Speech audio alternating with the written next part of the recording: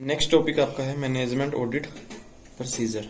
जो management audit है वो किन किन स्टेप में किया है। 3-4 स्टेप हैं। सबसे पहला स्टेप उन्होंने लिखा है initial step of audit, notification, planning, opening meeting and field work.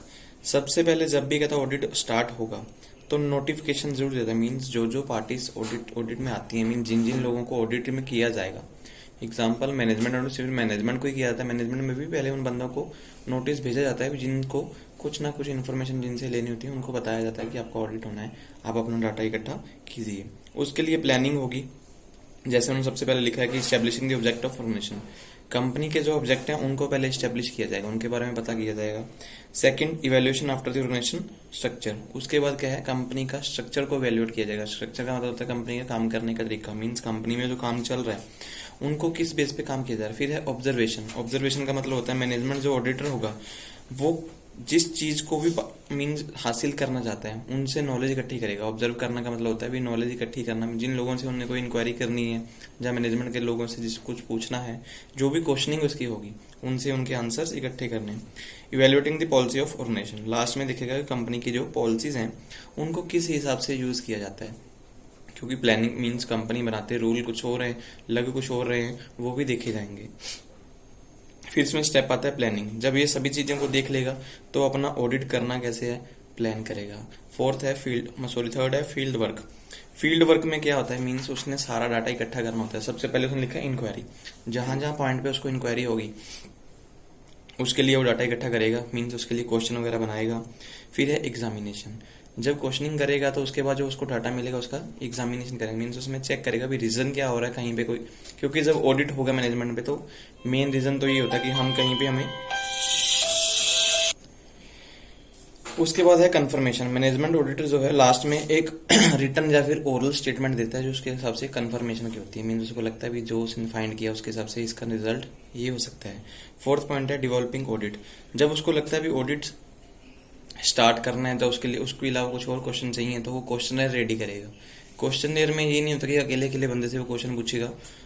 जिन बंदों को एग्जामिन करना था उनको वो क्वेश्चन ईमेल कर देगा या कॉपी सबको दे देगा, उनके व्यू पॉइंट सबसे इकट्ठे करेगा।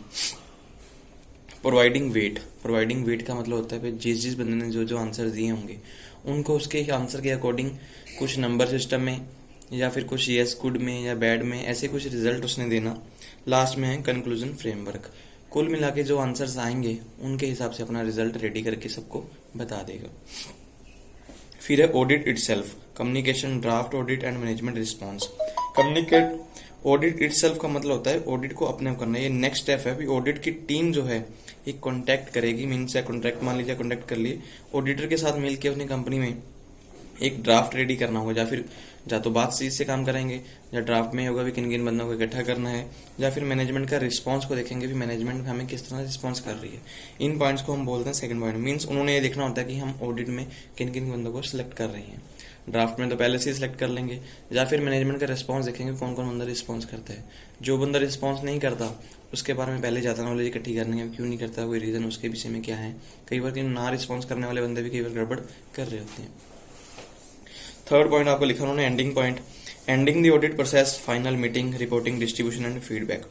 लास्ट में क्या होगा, जब उन्होंने ऑडिट वगैरह कर लिया है, ऑडिट खत्म कैसे करेंगे, एक कंपनी में फाइनल मीटिंग की जाएगी। जितने भी मैनेजमेंट के बंदे होंगे उन सभी को रिपोर्ट को डिस्ट्रीब्यूट किया जाएगा। रिपोर्ट का डिस्ट्रीब्यूट मीन जो रिजल्ट उसने बनाए होंगे ऑडिटर के हिसाब से रिपोर्ट सबको बता के उनकी फीडबैक ली जाएगी। एक्चुअल में कुछ चेंजेस करने का फायदा होता है, उसमें ये नहीं होता भी किस बंदे को फ्रॉड किया या कुछ। मैनेजमेंट में सिर्फ परफॉर्मेंस को इंक्रीज करने के लिए मैनेजमेंट ऑडिट होता है, तो मैनेजमेंट में वो फाइंड करते हैं इस चीज को कैसे बढ़ाया जाए। तो अपनी रिपोर्ट जो ऑडिटर सबको दे देगा और सबकी व्यू पॉइंट या फिर फीडबैक सबसे जरूर लेगा भी इसको करने का हमें फायदा है या नुकसान है। उसके बाद आपके पास है की areas in the which management audit can be undertaken in cooperation. ऐसे कौन से एरिया हैं जहाँ पे कंपनी में जो है मैनेजमेंट ऑडिट किया जाता है कोऑपरेशन के साथ, मीन्स मिलजुल के। सबसे पहला पॉइंट उसमें आ रहा है कंपनी का ऑर्गेनाइजेशन स्ट्रक्चर। कंपनी में जो काम कर पहले पॉइंट है जहाँ कंपनी में ऑडिट जो है कोऑपरेशन के साथ होता है। सबसे पहले है कंपनी का ऑर्गेनाइजेशन स्ट्रक्चर। मीन्स कंपनी में जो काम हो रहा है वो किस बेस पे हो रहा है, उनसे में रिस्पॉन्सिबिलिटी किन लोगों की है, कौन बंदा कौन सी ड्यूटी को कंप्लीट कर रहा है, उस चीज को देखा जाएगा। सेकंड एरिया है डिसीजन मेकिंग।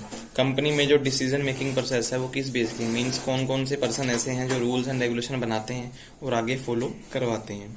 थर्ड है आपका ह्यूमन रिसोर्स डेवलपमेंट, कंपनी का एचआर डिपार्टमेंट, ये भी एक तरह का मैनेजमेंट का डिपार्टमेंट होता है। इसमें भी आपका ऑडिट होता है, चेक करते हैं भी किन बंदों की क्या जिम्मेवारी, कौन बंदा ऑडिट मीन्स रिक्रूटमेंट कर रहा है, कौन बंदा ट्रेनिंग दे रहा है, या कौन बंदा सैलरी बना रहा है, वो सारे पॉइंट्स चेक किए जाएंगे। फोर्थ है फाइनेंशियल वायबिलिटी, कंपनी की फाइनेंशियल वायबिलिटी का मतलब होता है कंपनी का इन आउट देखा जाएगा, मीन्स पैसा कैसे आ रहा है और कैसे जा रहा है।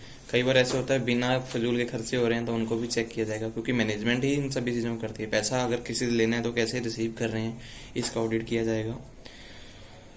फिर है आपके benefit of management audit, management audit करने के हमें फायदे क्या होते हैं। सबसे पहले तो बात हम पॉइंट इनमें जो लिखे हैं उन्होंने, management audit assets quality of management is similar fashions and financial audit assets accuracy. पहले पॉइंट में इन्होंने यही बताया कि कंपनी के जो मेन ऑब्जेक्टिव है उनको इजीली बेस पे अचीव किया जा सकता है, जो कंपनी के फाइनेंशियल रिकॉर्ड्स के अकॉर्डिंग। दूसरा हम बोल सकते हैं कंपनी अपने ऑब्जेक्टिव्स को कंप्लीट जो टोटल मैनेजमेंट के टूल्स हैं उनके हिसाब से कर सकती है, चाहे फिर टूल जो कंपनी ने पहले बनाए हों। कई बार ऐसे भी होता है ना, कंपनी ने स्टार्टिंग में मैनेजमेंट रूल कुछ और बनाए, ऑब्जेक्टिव अचीव करने के लिए किसी और दिशा में जाना पड़ा, भी काम सही से नहीं चल रहा था, तो ऑडिट करने पे हमें कहाँ पे प्रॉब्लम आ रही थी उन चीज़ों को फाइंड कर लिया जाता है, तो मैनेजमेंट टूल के अकॉर्डिंग ही ऑब्जेक्टिव अचीव भी हो जाते हैं। कंपनी में परफॉर्मेंस इंक्रीज हो जाती है, कंपनी का वैल्यू जो है मार्केट में इंक्रीज हो जाएगा। Identification of major area needing shoring up the mode possible management, company में उन एरिया के बारे में पता लग जाता है जिनमें हमें चेंजेस करने की जरूरत होती है, क्योंकि मैनेजमेंट ऑडिट का मतलब ये नहीं होता कि पूरी की पूरी कंपनी में रूल्स एंड रेगुलेशन चेंज हो जाएंगे, सिर्फ उन एरियाज के बारे में पता लग जाता है जिनमें चेंजेस की जरूरत है, तो उनको चेंजेस करके हम अपने ऑब्जेक्टिव जो है अचीव कर सकते हैं। It provide mechanism for opportunity updating the total management और operating structure of the firm. Management audit से क्या होता है, कंपनी में जो टोटल मैनेजमेंट की जो कंटिन्यू लेवल है उनको इंक्रीज किया जाता है, मीन्स पूरे के पूरे बिजनेस को जो हम परमानेंट अपने हिसाब से मैनेज कर सके उसको भी हम कर सकते हैं, उसके लिए न्यू न्यू पॉलिसीज या रूल्स एंड रेगुलेशन आगे बना सकते हैं। Management audit provides information about the strong and weak points of the management, कहाँ पे कंपनी की मैनेजमेंट ज्यादातर स्ट्रॉन्ग लेवल पे है, कहाँ पे वीक लेवल पे है, इसके बारे में भी हमें पता लग जाएगा। Management audit suggestion the management to maintain the effective management, management audit जो है कंपनी को एक हेल्प करता है कि अपनी कंपनी में इफेक्टिव मैनेजमेंट को अपने लागू करके रखना है, तो उसके लिए भी आपको हेल्प होगी, मीन्स कुछ ना कुछ उससे हमें फायदे मिल जाएंगे, मीन्स हमें पॉजिटिव पॉइंट के बारे में पता लग जाता है। कुल मिला के बात करें तो it help the management providing suggestion to attain goal of the organisation, company के ऑब्जेक्टिव अचीव करने उसमें भी हेल्प हो सकती है।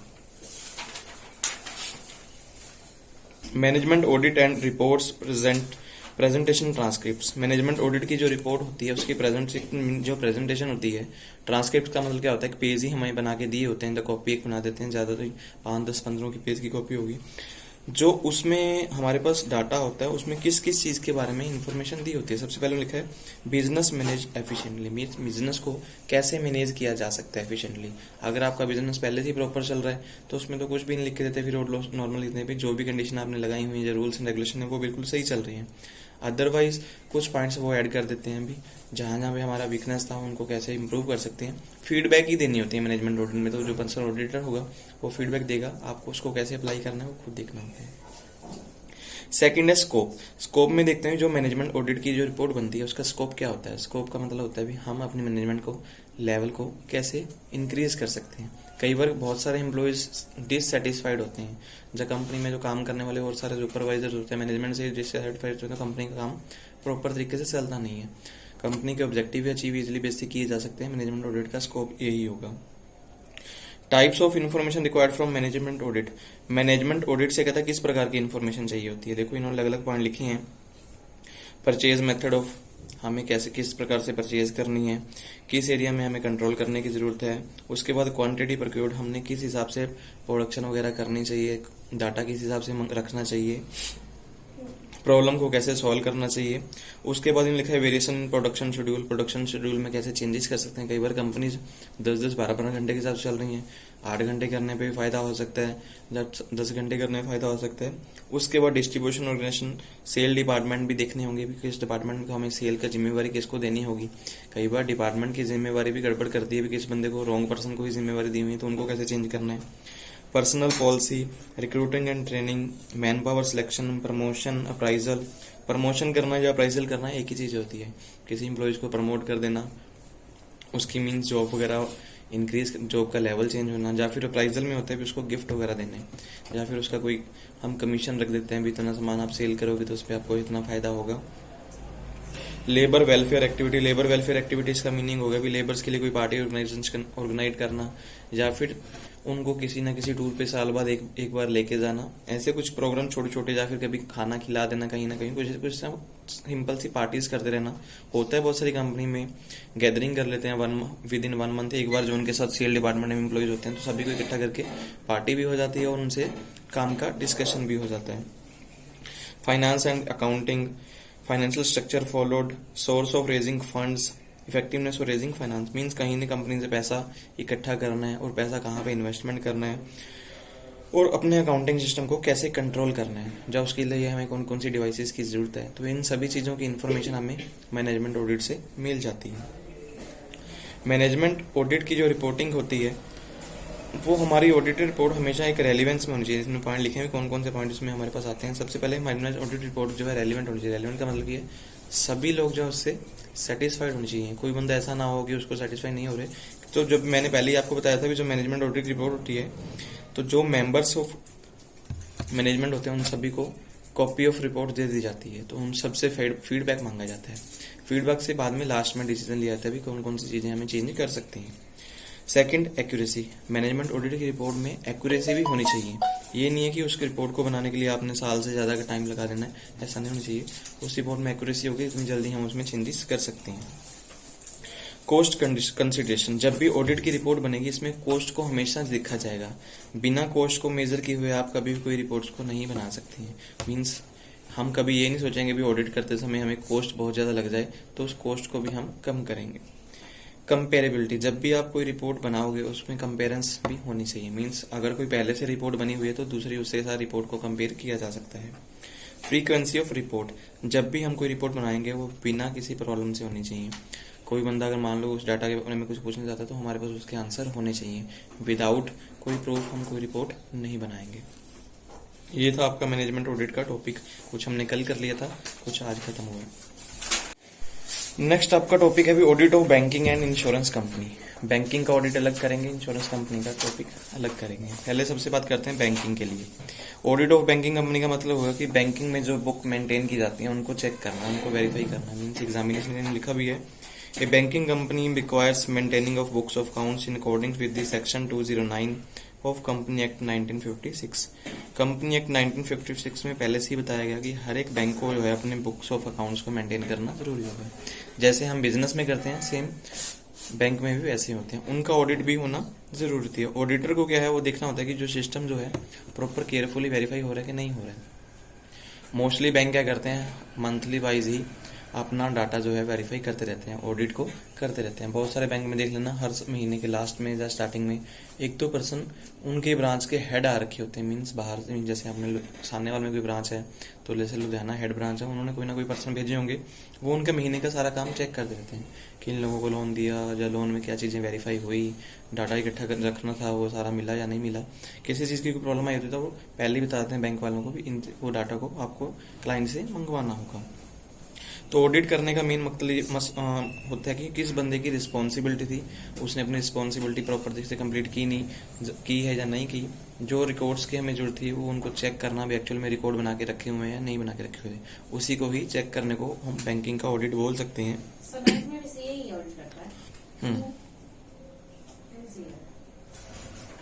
फिर है procedure of allotment of bank audit.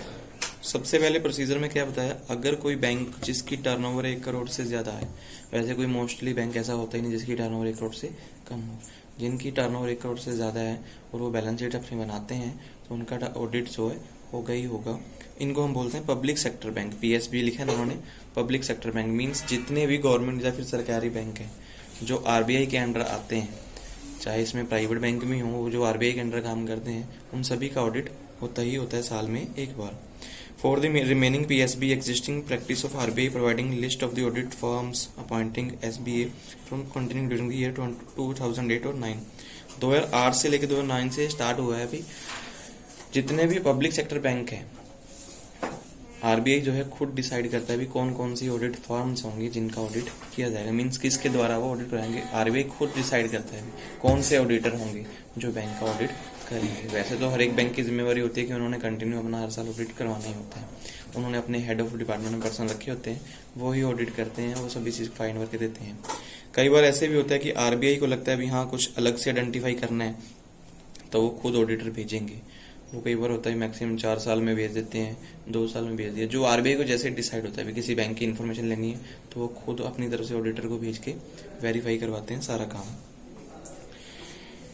फिर उसके बाद देखो लिखा भी इन्होंने 4th वाला point, auditor and audit firm who gets statutory audit for branches PSB in the year of 4 and 5th and after will continue to get the audit same bank except in certain exception cases. कुछ ऐसे cases भी जब निकल के आ जाते हैं तो RBI को लगता है पीएसबी बैंक्स में 4 या 5 साल में एक बार ऑडिट कराना चाहिए, तो वो जरूर करवाते हैं। अदरवाइज हर एक बैंक की जो ऑडिट की रिपोर्ट बनती है वो आरबीआई के पास हर साल जो है सबमिट होती ही होती है। Member of eligible auditor and audit firm is more than the number of branches to be audited in following 30 centers। मान ली आरबीआई के हिसाब से जो ऑडिटेड मेंबर्स बनाए गए या उनके सेंटर जो बनाए गए उनकी 33 ब्रांचेस बनाई गई हैं, अलग अलग शहरों में या अलग अलग स्टेटों में उन्होंने बना के रखे हुए हैं ब्रांच। आरबीआई की जहाँ जहाँ पे मेन ब्रांच है ना, आप ऐसे समझ लीजिए वहाँ पे उनके ऑडिट के सेंटर भी साथ में है। जैसे अपने पंजाब में मान के चलें आरबीआई की हेड ब्रांच कहाँ पे है, चंडीगढ़ में। तो चंडीगढ़ अगर यहाँ पे पंजाब में कोई भी ऑडिट करवाना है तो आरबीआई का अगर तरफ से आएगा तो वो चंडीगढ़ ब्रांच से ही पर्सन्स आएंगे, वो ही सब जगह वेरीफाई करते हैं। After the selection of branches audits, PSB will require to recommend the names of the both continue and new branch auditors seek the approval from RBI there the actual appointment। जब कहता है branch auditor हमारे पास selection हो जाते हैं, public sector bank को क्या होता है इसकी अप्रूवल भी लेनी होती है। जब आप ऑडिटर या किसी नए ऑडिटर को हायर कर रहे हैं तो आरबीआई से पहले अप्रूवल जरूर लेंगे। अगर वो पहले से पर्सन चल रहा है उसकी तो अप्रूवल चल ही रही है, अगर चेंज करके कोई रख रहे हैं तो उसकी अप्रूवल भी आरबीआई से हम जरूर लेंगे। फिर है audit of cooperative credit society and cooperative banks. Cooperative banks के बारे में या फिर कोऑपरेटिव सोसाइटी के बारे में सुना ही होगा आपने। ये एक फाइनेंस वाली संस्थाएं होती हैं, कोई भी छोटी छोटी संस्थाएं ऐसे खुल गई या कोऑपरेटिव बैंक खुले हुए हैं जो सिर्फ पब्लिक सेक्टर के लिए सिर्फ फाइनेंस प्रोवाइड करते हैं। मोस्टली जैसे खेती बाड़ी लोन हो गया, जहाँ छोटी छोटी फर्म्स को लिए लोन प्रोवाइड करते हैं उनको हम कोऑपरेटिव सोसाइटी या फिर कोऑपरेटिव बैंक बोलते हैं। इनका ऑडिट होना भी जरूरी होता है क्योंकि ये भी एक तरह का फाइनेंस का काम करते हैं। इनका ऑडिट क्यों किया जाता है, भी फाइनेंस एक्लो जिस बंदों को दे रहे हैं उनमें से वापिस आने की भी रिस्पॉन्सिबिलिटी किसकी है, कौन बंदा वापिस जो पैसा दिया गया जो लोन दिया गया वापिस कैसे लेके आएंगे, इन चीजों को ऑलवेज चेक किया जाता है। इन्होंने इसके बारे में लिखा भी है। सबसे पहले brief feature of financial provision of KCS act. KCS का मतलब है केरला कोऑपरेटिव सोसाइटीज। जो भी कोऑपरेटिव सोसाइटीज आती थी वो केरला कोऑपरेटिव सोसाइटी एक्ट के अंडर में ही रजिस्टर्ड होती थी। इसके अंदर यही देखा जाता है भी किस बंदों के हैंड में जिम्मेवारी है, कौन बंदा रिस्पॉन्सिबिलिटी लेके चल रहा है भी पैसा।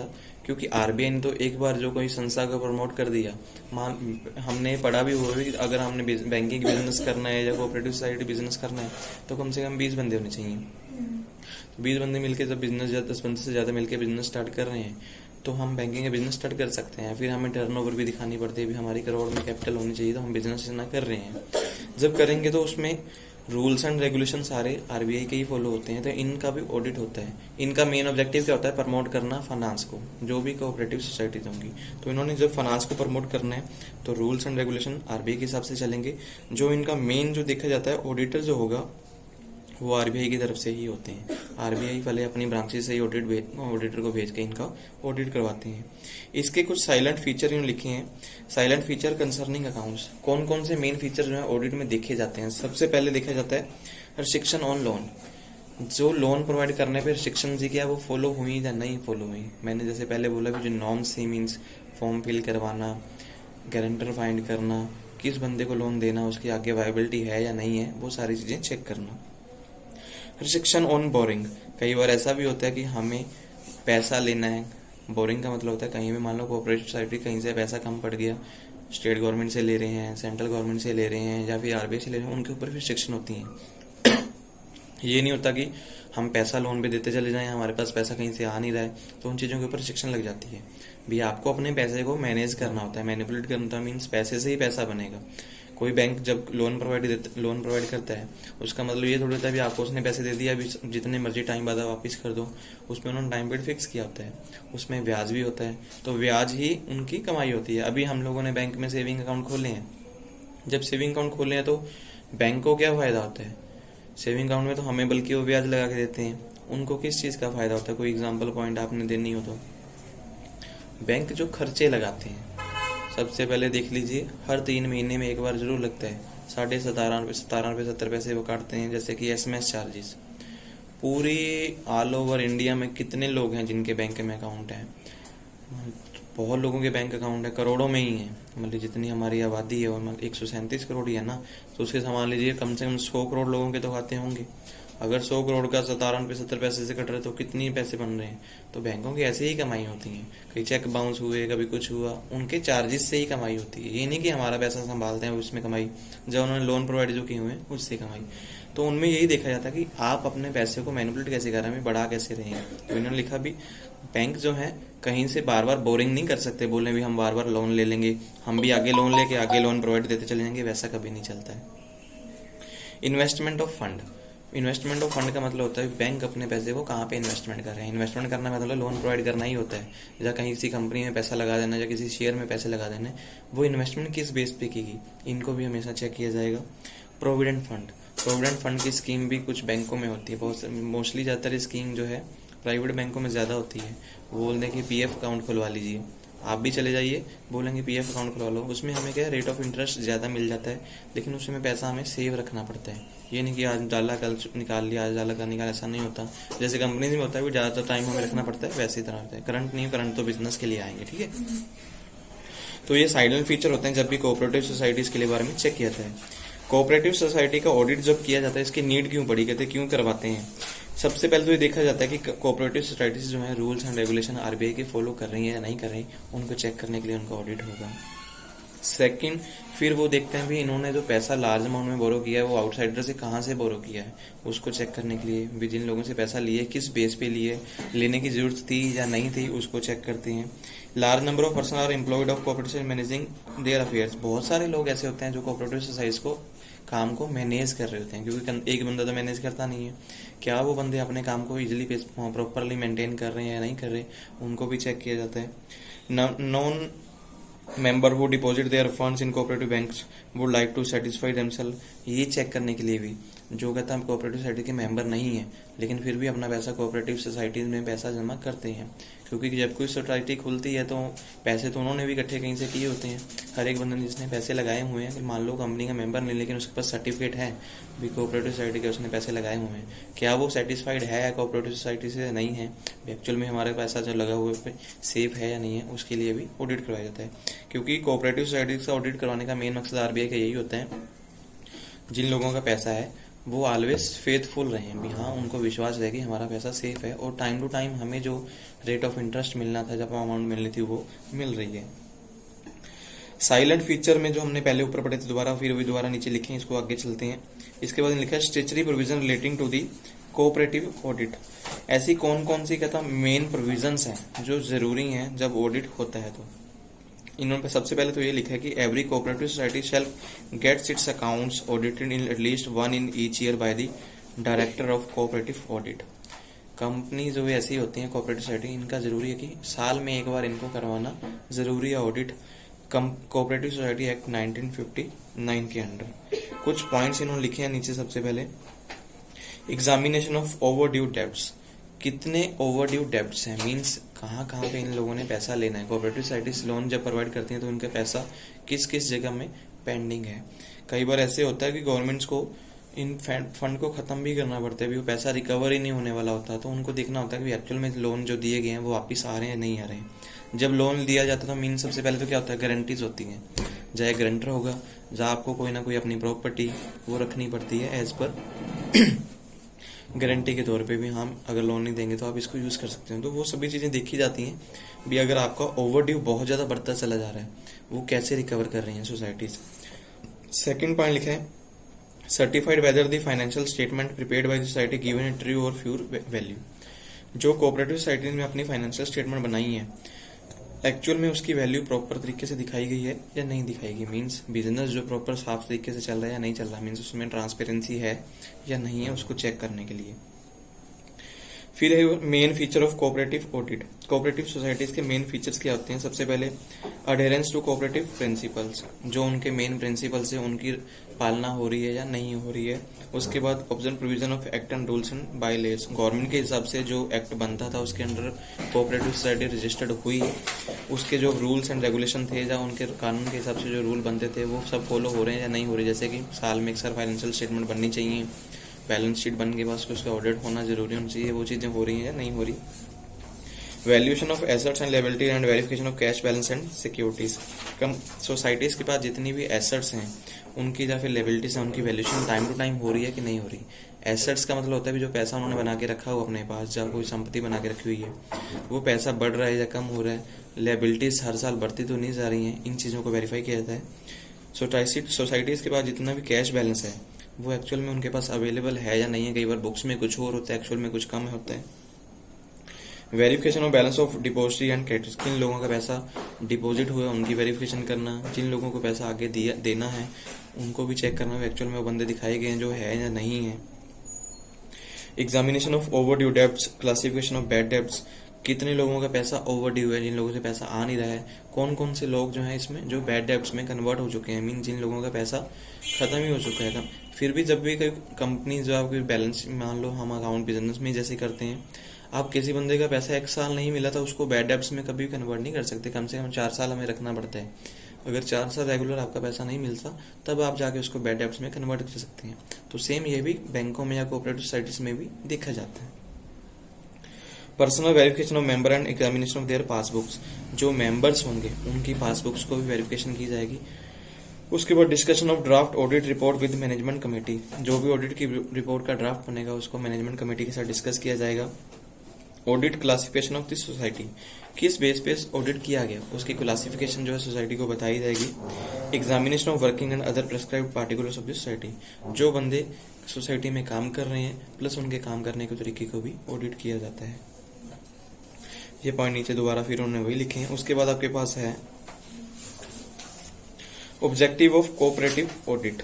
कोऑपरेटिव ऑडिट करने के मेन ऑब्जेक्टिव, सबसे पहले verification the accuracy of books of accounts, जो बुक्स ऑफ अकाउंट्स बनाएंगे उनकी वेरिफिकेशन करना कि वो एक्चुअल में एक्यूरेसी में बनी हुई है या नहीं बनी हुई।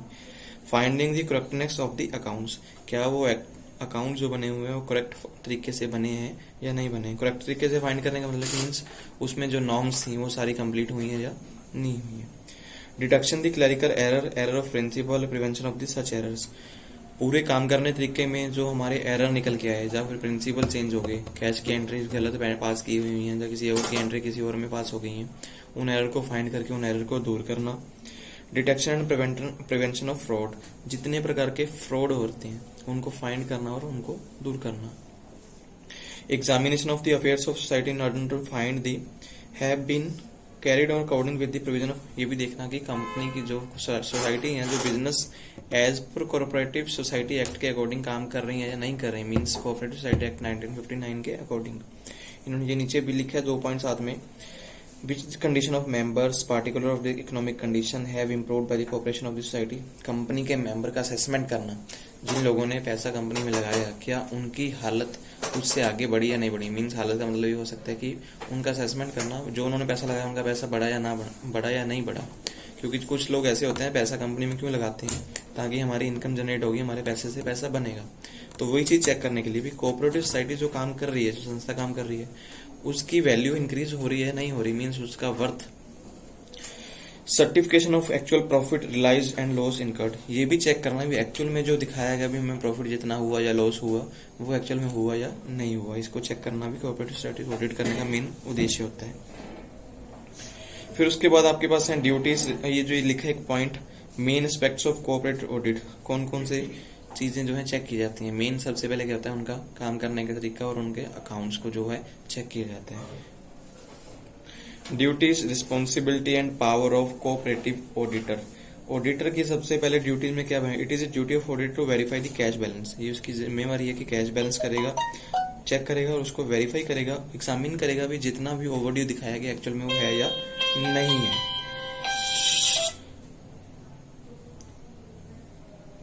उसके बाद उन्हें चेक करना है auditor should satisfy himself the company cooperative kept all accounts. Auditor अपने आप को ये भी सेटिस्फाइड करेगा कि जितने भी अकाउंट्स एक्चुअल में दिखाए गए हैं क्या वो कंपनी में हमारे पास हैं या नहीं है, क्योंकि कई बार ऐसे भी अकाउंट्स दिखा दिए जाते हैं भी इन लोगों से हमने पैसा लेना है या उन लोगों को पैसा देना है, उन चीजों को भी हमने दूर करना ऑडिट में। Accounts have been prepared by the cooperative society each separate year such for specified director cooperative audit. कौन कौन से अकाउंट्स हर साल बनाते चले जा रहे हैं उनका डायरेक्टर्स को पता है या नहीं पता, क्योंकि कई बार मैंने एग्जांपल आपने बहुत सारे बैंकों के बारे में सुना भी होगा। किस बैंक के एग्जांपल दूं, एक महाराष्ट्र में शायद मेरे ख्याल महाराष्ट्र बैंक की जब ये पीछे काफी टाइम के लिए बंद भी किया था जैसे आरबीआई ने, उसमें क्या था कि लोन बिना किसी बेस पे अपने ही रिश्तेदारों को दे रखे थे, कोई पेपर से नॉर्म्स नहीं थे, एक दो लोग पैसे लेके जैसे भागने भी लगे थे उनको पकड़ लिया गया था। तो वो ऑडिट करवाने पे ही पता लगा, आरबीआई ने एकदम से ही बंद कर दिया, उसमें लिमिट कर दी भी आप एक महीने में जैसे सिर्फ 5,000 पता नहीं कितना निकाल सकते हो। फिर बाद में जैसे जैसे पैसा रिकवर होता चला गया फिर उन्होंने बढ़ा दिया, फिर दोबारा बैंक को वो खोल भी दिया, शायद मेरे ख्याल महाराष्ट्र बैंक ही था शायद वो तो पहले हुआ था, अभी कुछ समय के पहले की बात है, बॉम्बे में ही उसकी हेड ब्रांच है, तो उसके बारे में उन्होंने प्रॉपर इन्फॉर्मेशन इकट्ठी की थी। तो उसमें ऑडिटर की ये जिम्मेवारी बन जाती है कि हम इस तरह से वो डाटा इकट्ठा करेंगे।